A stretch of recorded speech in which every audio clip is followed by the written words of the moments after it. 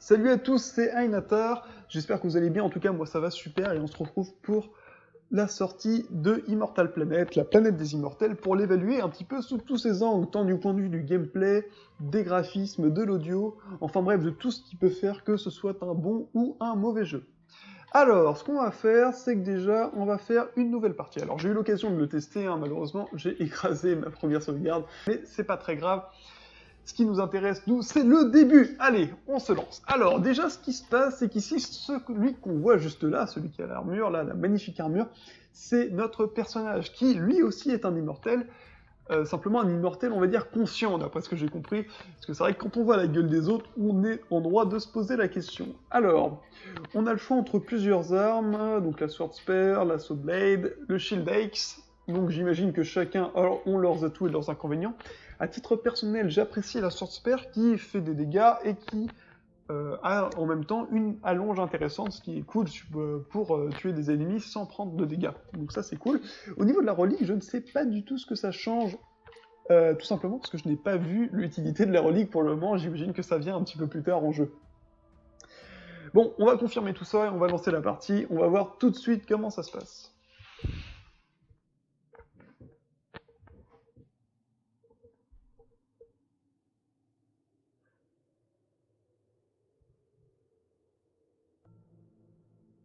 Voilà, on a une introduction qui nous en dit finalement très peu, et c'est évidemment volontaire justement pour qu'on puisse pouvoir découvrir l'histoire au travers du jeu, et non pas qu'on nous la serve comme on le fait souvent.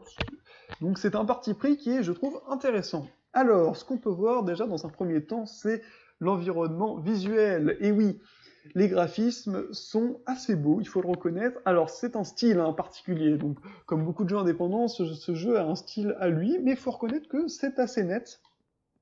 Alors bien sûr, on a connu plus travailler en termes de design, mais ça reste, je trouve, assez net et assez correct. Là-dessus, c'est pas trop mal. Ce que j'apprécie moins, en revanche, c'est en termes d'animation, où je trouve que ça mériterait parfois un petit peu plus de fluidité, comme on a pu voir sur pas mal de jeux qui reprenaient un petit peu ce style, un petit peu dessin, un petit peu semi-2D, 3D, où justement, par contre, on avait d'excellentes animations. Là, ici, je trouve que on manque un petit peu de fluidité, mais après, j'imagine que c'est peut-être voulu par les développeurs, comme un style en particulier. Bon, on va tout de suite s'intéresser à la manière de jouer. Alors, il faut savoir que ce jeu-là, il faut y jouer à la manette, honnêtement.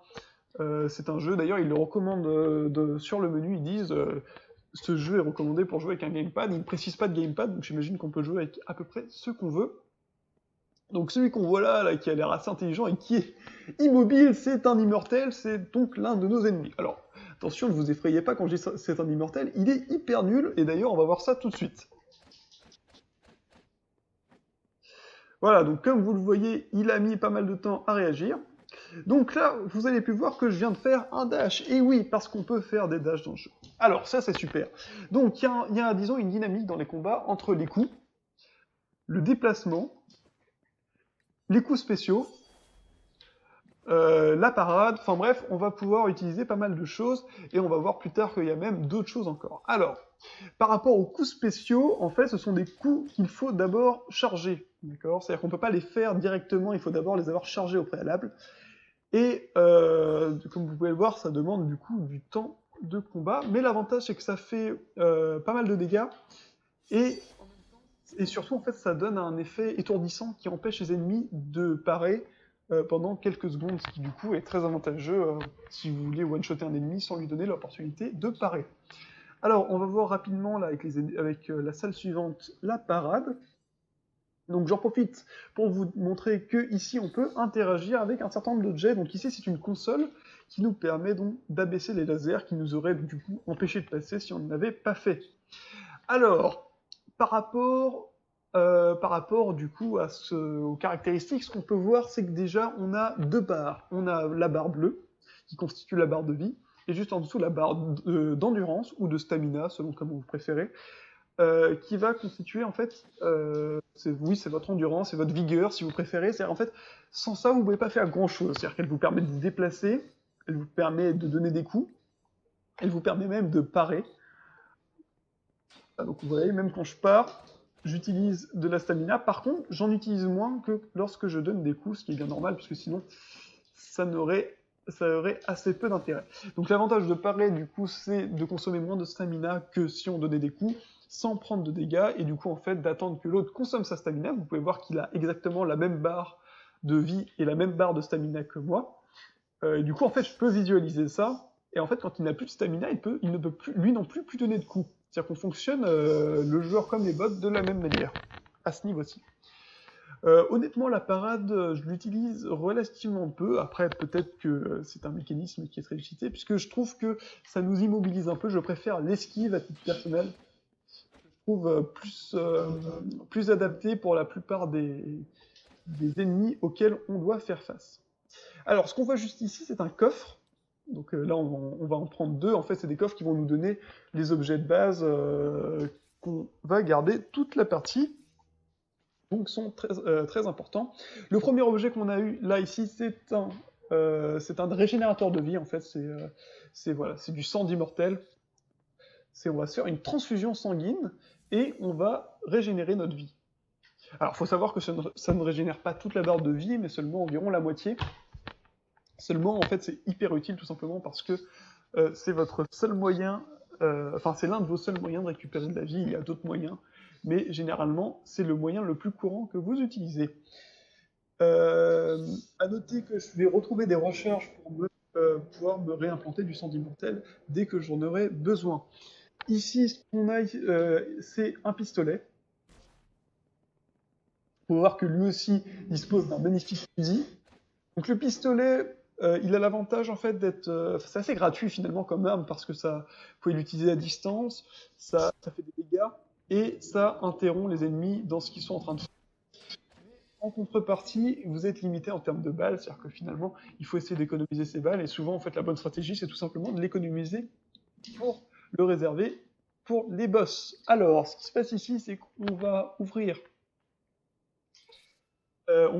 un coffre. Donc vous pouvez voir qu'il y a deux types de coffres. Il y a les coffres marrons. Oula, ah bah je viens de mourir. Voilà, oui. Donc ça c'est bien que vous voyez. Notez qu'on peut tomber dans le vide. Et d'ailleurs on peut aussi propulser certains mobs dans le vide. Ça peut être une excellente manière de les tuer.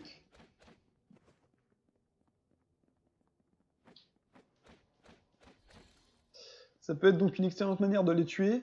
Et vous voyez aussi que l'esquive du coup est très payante dans ce jeu.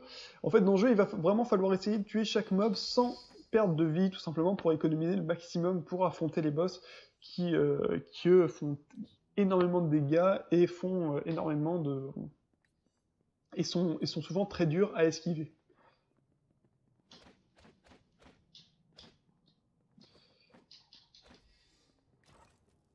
Voilà, donc ça va être l'objectif. Ce qu'on va voir ici, bon, je vais essayer. On peut esquiver les mobs, hein, on n'est pas obligé de tous les combattre. Vous remarquez au passage que je suis mort et que tous les mobs sont réapparus, que ces coffres-là ont été complètement, sont restés ouverts. En revanche, les coffres, donc la trappe là, ce coffre-là a été réinitialisé. Donc voilà, il faut savoir qu'il y a deux types de coffres. Il y a les coffres qui restent en l'état auquel on les a laissés, et il y a les coffres qui se réinitialisent. Donc vous voyez qu'ici, je viens de récupérer du sang d'immortel, et donc je peux l'utiliser. Ah non, ça c'est le pistolet. Notez qu'une autre manière de récupérer de la vie, c'est d'utiliser ceci par terre, de temps en temps on en trouve, et ça permet également de récupérer de la vie. Bon, ici je ne récupère rien puisque je suis full, mais ça m'aurait permis de récupérer de la vie. Enfin, on pourrait, je pense, commenter rapidement l'ambiance sonore. Alors personnellement, j'aime beaucoup les bruitages, je les trouve assez cool. Par contre, en termes de musique, j'ai été un petit peu déçu. Bon, j'étais un petit peu déçu. Souvent, dans ce genre de jeu, on s'attend à trouver des musiques qui sont assez cool, assez bien foutues. Et c'est vrai que là, ici, j'ai pas été transcendé parce que j'ai entendu. Elles sont correctes, hein, honnêtement. Elles passent plutôt bien, mais pour autant, j'ai pas trouvé ça transcendant, quoi. Bon, après, c'est chacun ses goûts, chacun comme vous trouvez. Mais à titre personnel, j'ai pas trouvé ça extraordinaire. Alors ici, on va tuer ce mob et on va rapidement aller monter de niveau pour vous montrer le mécanisme de niveau, comment ça se passe. Donc, pour monter de niveau, il n'y a pas de secret, en fait, il faut retourner au spawn. Il n'y a aucun autre moyen de monter de niveau. vous allez être obligé de retourner au point de départ à chaque fois. Alors, attention, je dis retourner au point de départ à chaque niveau. Voilà, donc il y a un point de départ par niveau. Et si vous voulez monter de level, voilà, pour ne pas dire niveau justement, vous devrez retourner au point de départ. Donc le point de départ, il est systématiquement le même. C'est du coup ce petit carré là qui vous permet de donc soit se reposer, ce qui permet de récupérer toute sa vie et son équipement, soit de level up. Et quand vous level up, vous êtes obligé de vous reposer après. Il faut savoir au passage que quand vous vous reposez, c'est équivalent ça fait le même effet que si vous étiez mort en fait. C'est comme si vous suicidiez. Alors, vous pouvez voir qu'ici, donc je peux augmenter. Donc c'est pas un système de niveau, c'est en fait vous dépensez de l'expérience, directement de l'expérience. C'est pas vous avez de l'expérience, vous gagnez un niveau. C'est vous avez de l'expérience et vous le dépensez en caractéristiques directement. Donc techniquement, vous pouvez dépenser de l'expérience uniquement en force ou en agilité ou en endurance, en volonté ou en intelligence. Ça c'est à vous de voir. Donc comme vous pouvez le voir, chaque compétence augmente 2 ou 3 capacités. Donc la force c'est la santé et l'attaque, l'agilité c'est la santé et la stamina, l'endurance c'est la santé, la stamina et l'armure, mais bon je n'ai pas d'armure pour le moment.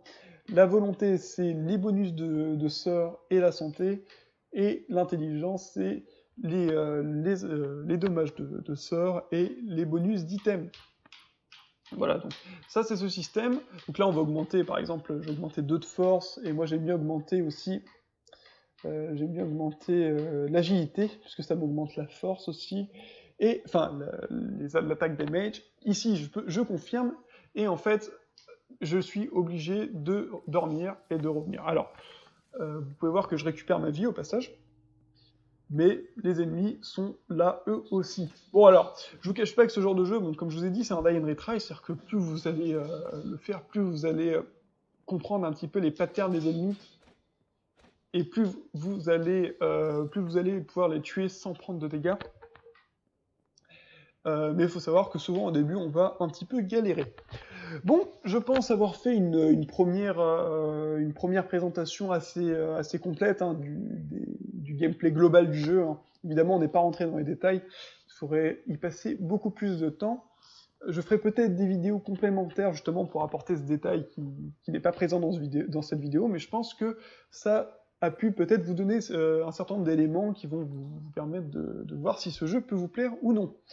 Sur ce, je vous invite à vous abonner si ça vous a plu, à laisser un like si ça vous a plu, et surtout à commenter pour nous aider à améliorer le contenu. Bon, sur ce, je vous souhaite une bonne journée, et je vous dis à la prochaine.